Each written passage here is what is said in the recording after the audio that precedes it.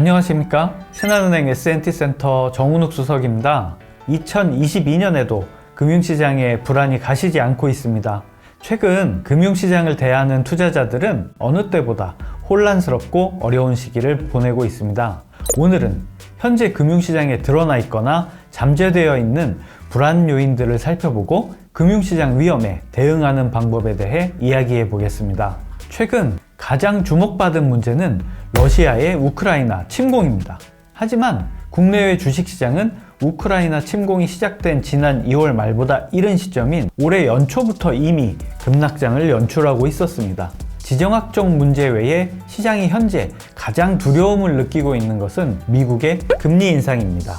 그런데 미국의 금리 인상은 2016년부터 2019년 중에도 있었습니다. 그 당시 미국 증시는 등락은 있었지만 상승세를 이어갔죠. 하지만 이번 금리 인상에 대해서는 금융시장의 경계감이 상당한 것으로 보입니다. 지난번 인상과 이번 금리 인상의 가장 큰 차이는 무엇일까요? 바로 물가입니다. 2016년의 금리 인상은 제로금리를 정상화하는 과정이었기 때문에 연준이 금융시장과 소통하면서 중앙은행이 원하는 속도로 금리를 인상할 수 있었습니다.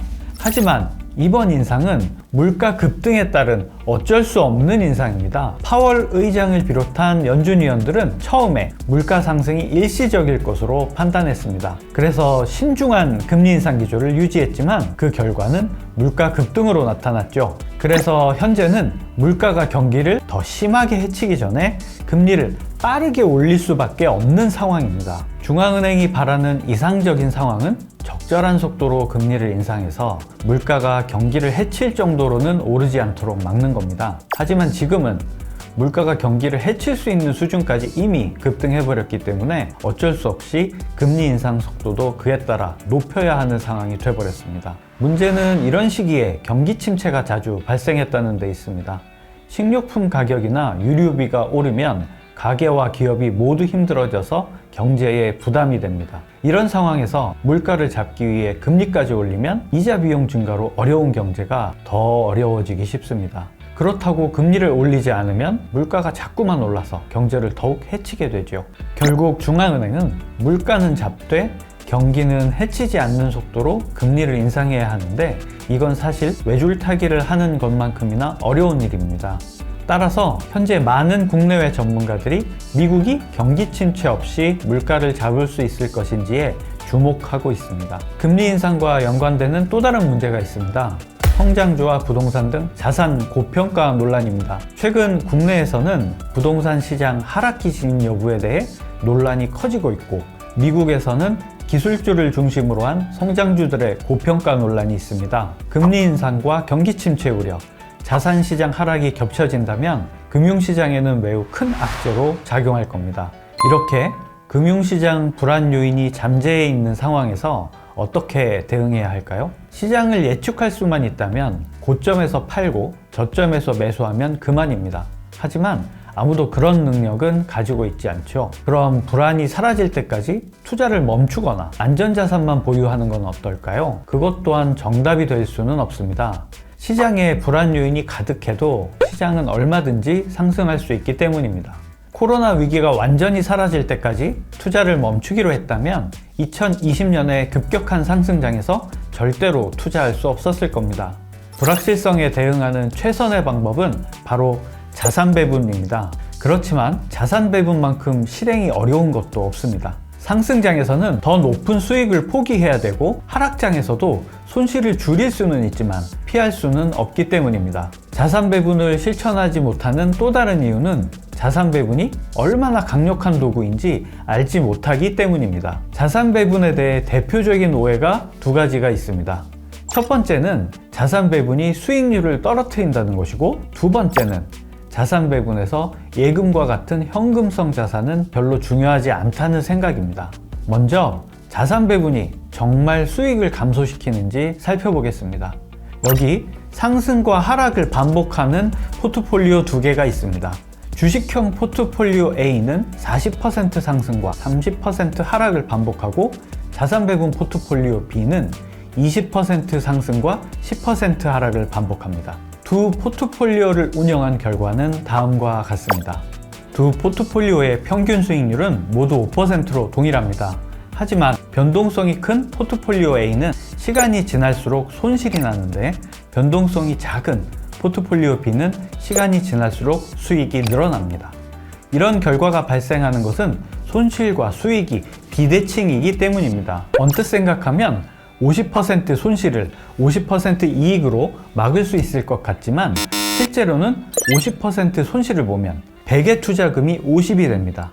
50의 투자금으로 50%의 수익을 내더라도 결과는 75밖에 되지 않습니다. 25% 손실이죠. 50% 손실 이후에 원금을 회복하려면 50%가 아니라 100%의 수익률이 필요합니다. 하지만 10%의 손실 이후에 10% 수익을 내면 투자금은 100에서 90이 되었다가 99로 증가하면서 원금을 거의 회복합니다. 따라서 자산 배분으로 변동성이 줄어들면 오히려 장기적으로 수익이 증가한다는 것을 쉽게 알 수 있습니다. 수익이 크다면 손실을 감당해도 될 것 같지만 실제 투자에서는 변동성을 줄이는 것이 오히려 수익을 높이는 길입니다.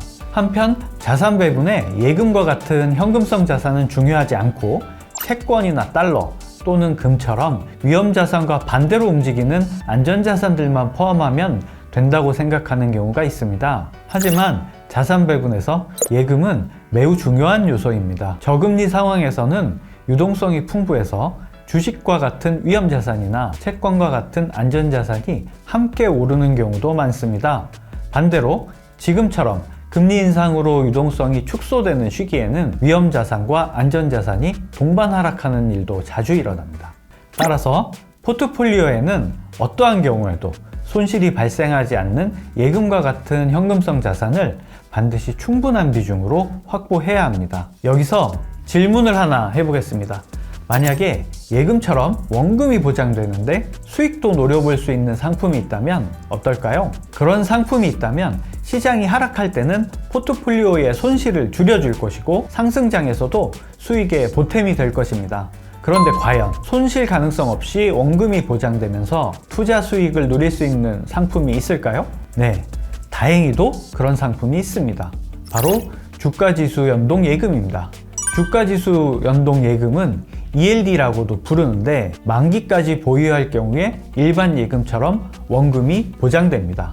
예금과 다른 점은 만기에 정해진 이자를 지급하는 게 아니라 주가지수 변동에 따른 수익을 지급합니다. 보시는 바와 같이 시장이 상승할 때 수익을 지급하는 상품도 있고 시장이 하락할 때 수익을 지급하는 상품도 있습니다. 현재 판매되는 상품들의 최고 수익률은 상품 구조에 따라 다르지만 보통 3%에서 8% 수준입니다. 예금처럼 원금이 보장되는 것과 동시에 예금보다 높은 수익을 기대할 수 있습니다. ELD의 가장 큰 단점은 수익이 발생하지 않을 수도 있다는 점입니다. 상승형 상품의 경우 만기에 신규 시점보다 지수가 떨어지면 수익이 없을 가능성이 높고 하락형 상품은 신규 시점보다 지수가 오르면 수익을 내지 못할 가능성이 큽니다. 따라서 수익이 나지 않는 것을 방지하려면 최저금리가 보장되는 양방향형과 같은 상품에 가입하시면 됩니다. 예시의 상품은 지수가 상승하거나 하락할 때 모두 수익을 낼 수 있고 시장 변동이 커지는 경우에도 최저금리를 보장하기 때문에 매력적입니다. 다른 해결책으로는 양방향형과 상승형을 동시에 가입하는 방법이 있습니다. 이런 방법으로 두 가지 ELD를 조합하면 손익구조는 이렇게 바뀌게 됩니다. 이 조합에는 보여드리는 구조처럼 상승형과 양방향형의 비중을 1대1로 동등하게 하는 방법도 있고 본인의 전망이나 필요에 따라 비중을 다르게 할 수도 있습니다. 주가지수 상승 가능성이 매우 높다고 생각한다면 상승형 가입 비중을 절반 이상으로 높일 수 있습니다. 또 포트폴리오에 주식형 비중이 매우 높다면 리스크 관리 차원에서 양방향형의 비중을 더 높게 할 수도 있습니다. 이런 방법을 사용하면 상승장에서 수익을 강화하면서도 포트폴리오의 해지 효과도 놓치지 않을 수 있습니다. 그리고 예측이 틀리더라도 최소한의 수익은 확보할 수 있게 됩니다. 마지막으로 다시 한번 말씀드리면 투자에서 일터라도 괜찮으니 큰 수익을 노리자는 전략은 실패할 확률이 매우 높습니다. 투자는 항상 중장기 관점에서 접근해야 하고 일반 예금이나 지수연동 예금과 같은 현금성 자산을 충분히 보유해야 실패하지 않고 투자를 이어갈 수 있습니다. 이 점 꼭 기억하셨으면 좋겠습니다. 오늘은 이상으로 금융시장의 리스크 점검과 자산 배분에 대한 이야기를 마치겠습니다. 감사합니다.